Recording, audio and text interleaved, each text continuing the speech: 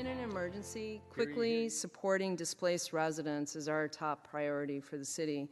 And in today's presentation, you're going to hear several departments who partnered with a startup that we found through the Startup in Residence program to create an app that will quickly coordinate response and support services. So I'd like to introduce the three presenters. We have Aurelia Bailey, who's from Office of Emergency Management, and then behind me is Fred Tran, who's with the Housing Department, and Ken Nuss, who's the Vice President of Gruntify. So take it away. Thank you. Thank you. All right. Good afternoon, Honorable Mayor, Mr. Chair, committee members, and members of the public.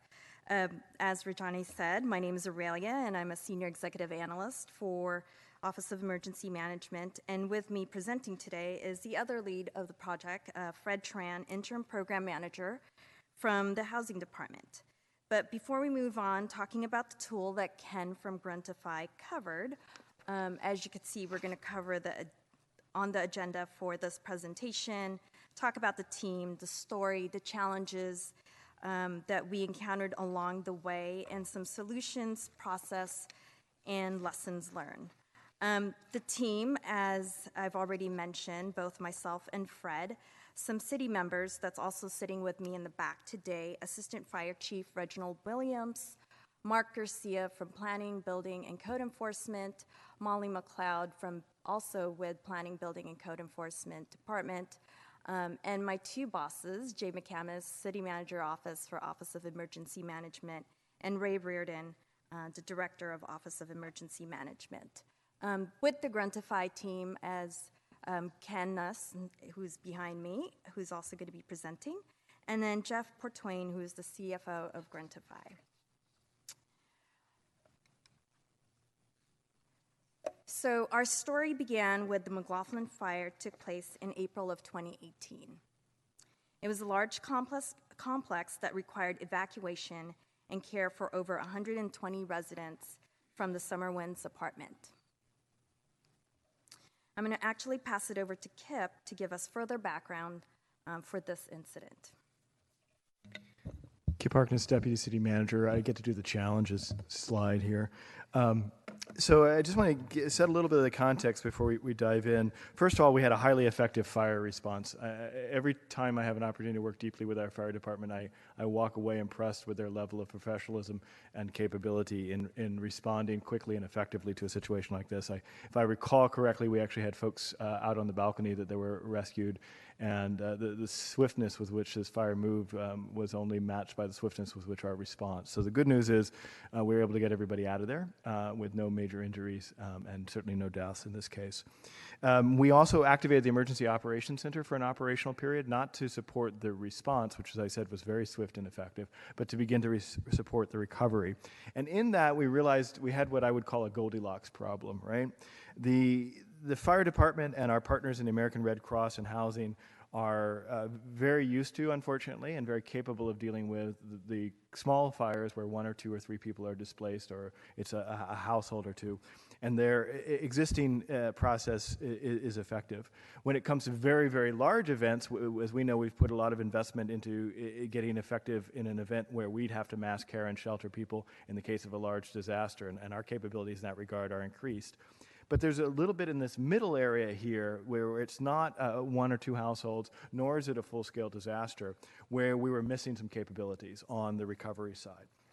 And just to paint a little bit of a picture of it, the apartment complex is subject to both Council Policy 1720 and also the rent ordinance. And this provides some obligation on the part of the landlord to actually care for the residents. And so, but we hadn't used that policy in practice very much and hadn't implemented it. So at one point in my role as the director of the Emergency Operations Center, we were actually in City Hall at this point, but I convened everybody who needed to be in the room to figure this out. And we had, if I remember correctly, 27 people in that room for several hours trying to figure out of who was the chain of who needed to inspect what and who needed to make what call and who needed to tag what, under what ordinance could we help, and who who is responsible for this, all the while that we have people who are displaced and in need of urgent care. Again, kudos to both Housing and Red Cross, all the while we were providing urgent care and support to them, but having to figure out our own processes in an extremely complicated way. I recall one of my playwrights, favorite playwrights, wrote a play once, and the title of the play was Pounding Nails into the Floor with My Forehead. And that process to me was somewhat akin to that. And in the end, we got the floor done, but I'm pretty clear there are more effective ways to do flooring than what we did on that day. And so we tasked ourselves in our after action report with several key improvements to the process and the approach. And the story that's being told now, and the good work of others, begins to address key elements of that after action report with, in this case, a startup in residence as part of the solution. So I'll turn it back over to the team who did the real work to talk through the solution that they came up with and how they approached it. You can finish up. Fred Tran, the interim program manager for the Rent Stabilization Program. During this incident, we definitely had discovered a few housing challenges during the process as we were trying to assist the displaced tenants from the apartment complex. The first item found was the primary motive of communication amongst internal city staff as well as departments was one chain email. So if you can imagine, there's essentially an email with 30 to 40 stakeholders involved in 4 to 5 different departments trying to identify where the process was with the status, adding additional comments, waiting for any type of response, as well as asking additional questions. This process was made it a bit more difficult to get a live update to see which action was required to be taken next. Essentially, there was just no central location to gather data or information. The next item that we discovered was essentially what Kip had mentioned. Code section 17.20, which is housing's code, discusses the obligations as well as tenants' rights when there is any type of incidents. This particular apartment is also subject to the apartment rent ordinance, which is code section 17.23. Both are actually, they oversee this particular unit. Depending on what the property owner decides to do to remedy the situation and to move forward with getting the property online would dictate which action or obligation would be required.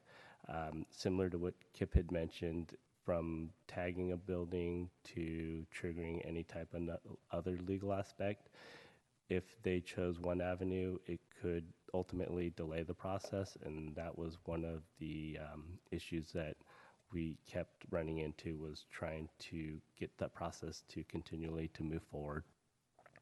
And then during the final aspect is when the building department came out to do the inspections, we are still on paper format for the inspection approvals. And it was noted that it would be much more efficient if we could get it to an electronic format and have everything uploaded to move the process or expedite it. So what we had ultimately came up with was a cloud-based solution that could be accessible by every stakeholder, that was basically available 24/7 from any platform, as in any device or any computer. A key function to this application would be to essentially have an automated push notification, basically conditional logic built in to notify each department, whether it is housing, code enforcement, building. After fire completes their incident report, then those push notifications would work their way through the process. And finally, this application would actually also have a dashboard. So with the dashboard, all the incidences that occurred within the city would be viewable from one platform and prioritized in any way possible. Essentially, thankfully, Regina had come to one of our managers' meeting for the housing department.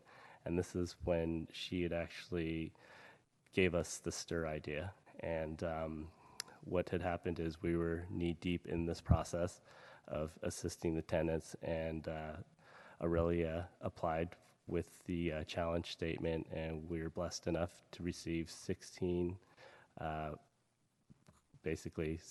applications for our RFP, and essentially selecting Gruntify was the most viable option because they've actually worked with other big cities, similar type of incidences, and for us it's been just work in process, and we hope to get it online soon.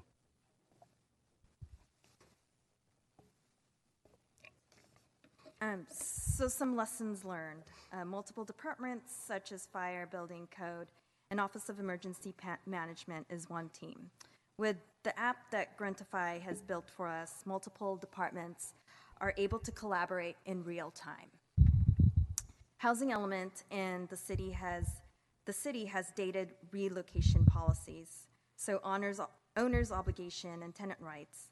So we continue to work with our city attorneys to update protocols and standard operating procedures. So what are some next steps? This has been such a great project because from the many departments that we've collaborated with, from the fire chief to the different directors, they've all been so supportive, and everyone is pretty much ready for this tool. So we're really just about adopting and installing this app. We start to train our internal partners, train staff that has been identified, such as our battalion chiefs to inspectors and duty officers. Our hope is that we expand this app to external partners, such as Red Cross. I do want to give a shout out to Terry from Red Cross, who's actually out here today, because he's been great, and he and his team is actually ready for this tool also. The other component that we'll probably work on next is be able to coordinate volunteers and donations. So with that, I'm going to actually hand it over to Ken, who is going to talk a little bit about the tool that he has built for us.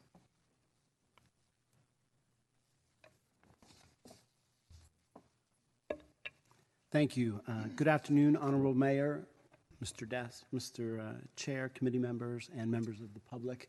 My name is Ken Nuss, and I am the VP of Sales for Gruntify here in North America. I'm going to be showing everyone a brief sample of our app today, and it's going to show you the disaster response system as we have it and how it's going to be used in the field by the fire department. I'm going to start by setting the scene that the fire department is actually dispatched to a structure fire at an apartment complex in a residential area. Obviously, the fire department is going to arrive on scene.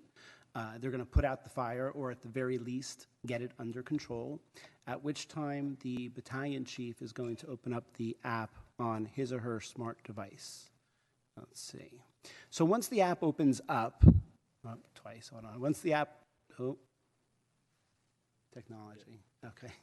Once the app opens up, it's going to geolocate the incident location on a 3D map.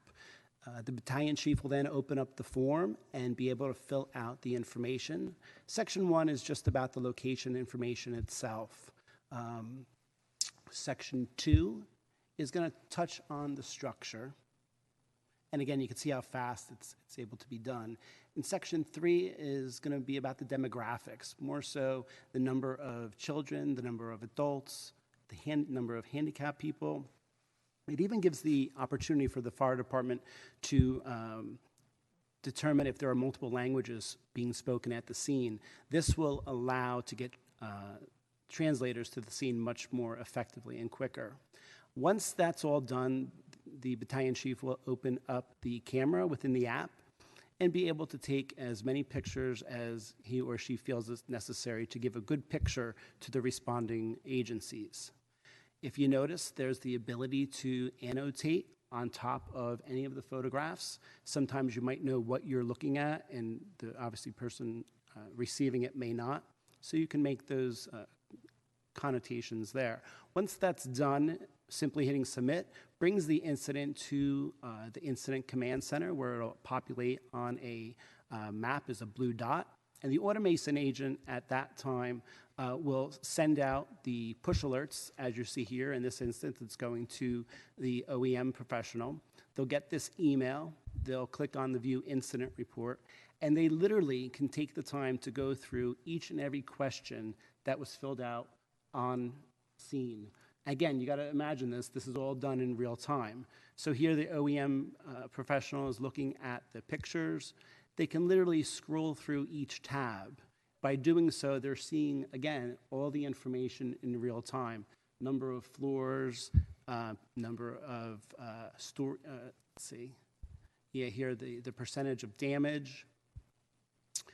At some point, this person is going to need to provide an update. And as Fred was talking to, the update is going to be really for everyone else, all the other chairs to see. They'll just click on the button, and they'll be able to type in whatever message they want the housing department and other department heads to see. So they'll end up typing that in. And this is critical if you think about it, because now in real time, everybody responding, whether it's the outside organizations or the internal city departments, they'll be able to better know what type of resources they need initially before getting to the scene. So with the housing department taking charge and being really responsible for the displaced residents, they have a different dashboard. And if you look here, each tab up at the top is or represents a organization or internal department. And at any time, housing or any other department lead can check in the status. And that's what this person's doing. They're just tagging into each field and seeing who updated what.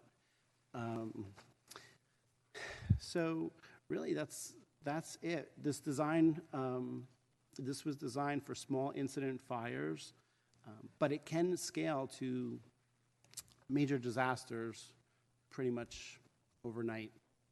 And with that, I'm going to hand it back to Kip.